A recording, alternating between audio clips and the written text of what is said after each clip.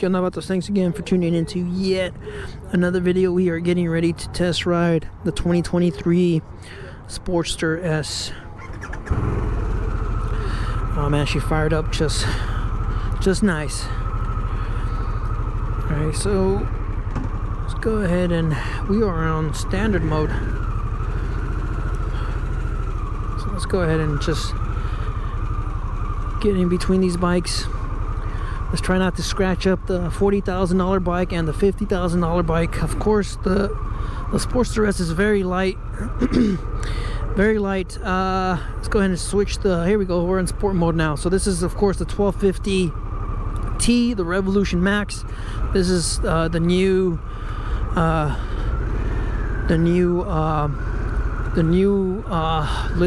performance offering from Harley.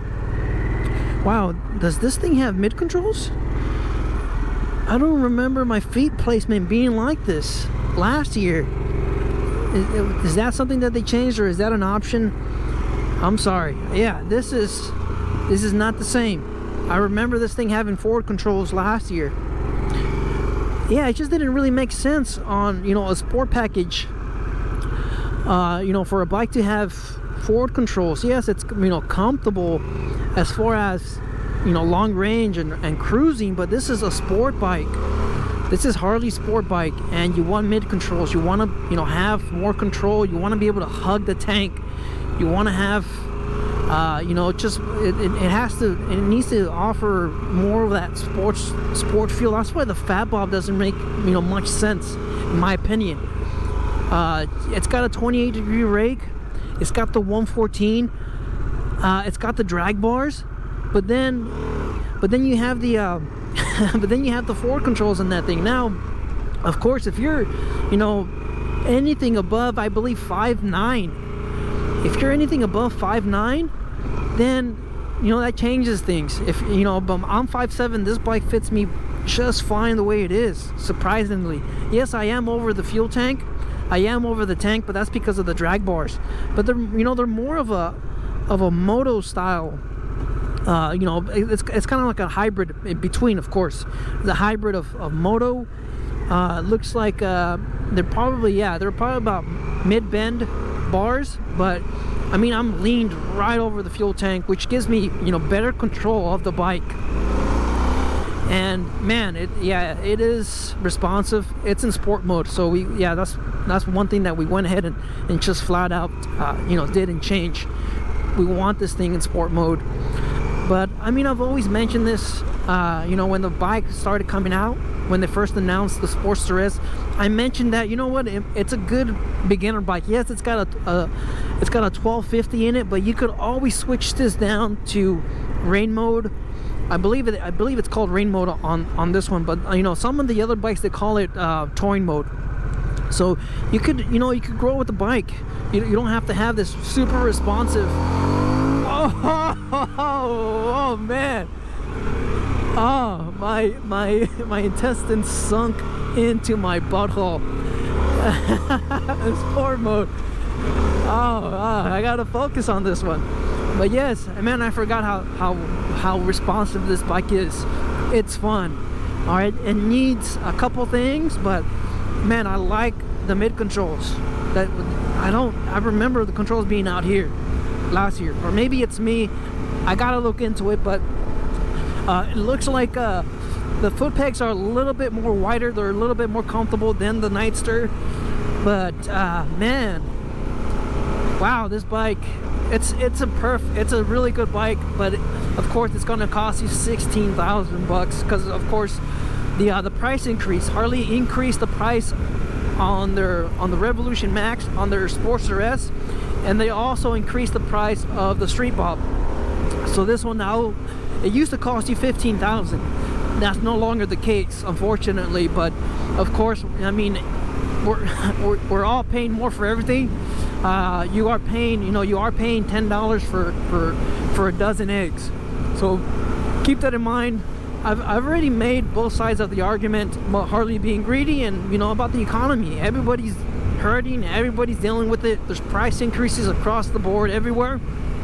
So You know, you can't put everything on Harley for not eating the cost. And that's one of the things that a lot of people fail to mention when you're getting these rider assists, or when the government is mandating Harley or the manufacturers to add traction control, to add ABS, to add RDRS, to add, you know, all this other stuff. The manufacturer's not going to eat those costs. They're going to pass it down to the consumer, and that's just what happens with everything. It's everything. Even though you see the corporate tax, and I'm not going to get political, but those costs will always get passed down to the consumer, and that's why you have $3,000, $4,000, you know, price increases outside of the United States, where ABS is it's, you know, it's required, it's mandated to be on the market outside of the United States. So anyways, this has a lot of technology. You guys could see the, you know, the hand controls off the bat. It's not your typical Harley. You know, the Harley, you have the left right switch, off, on, high beams, and that's pretty much it. But you have a ton of different controls on this. You have a ton of rider assist. Wow. All right, let's get into it. Woo-hoo-hoo!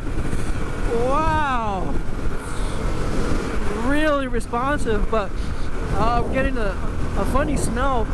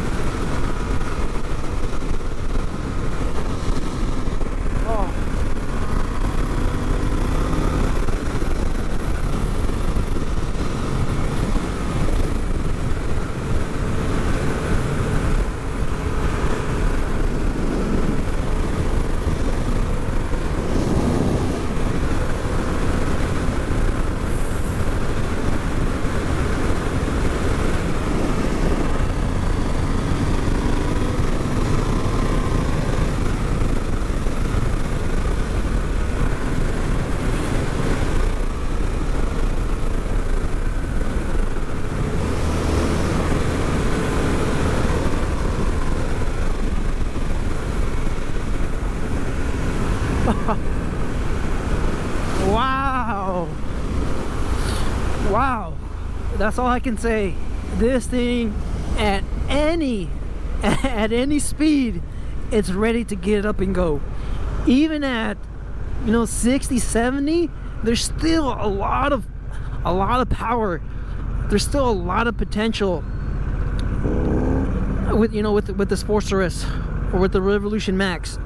Man, it is just nuts. And yeah, I mean, I mentioned this in last year when I test rode this last year. Of course, it's responsive.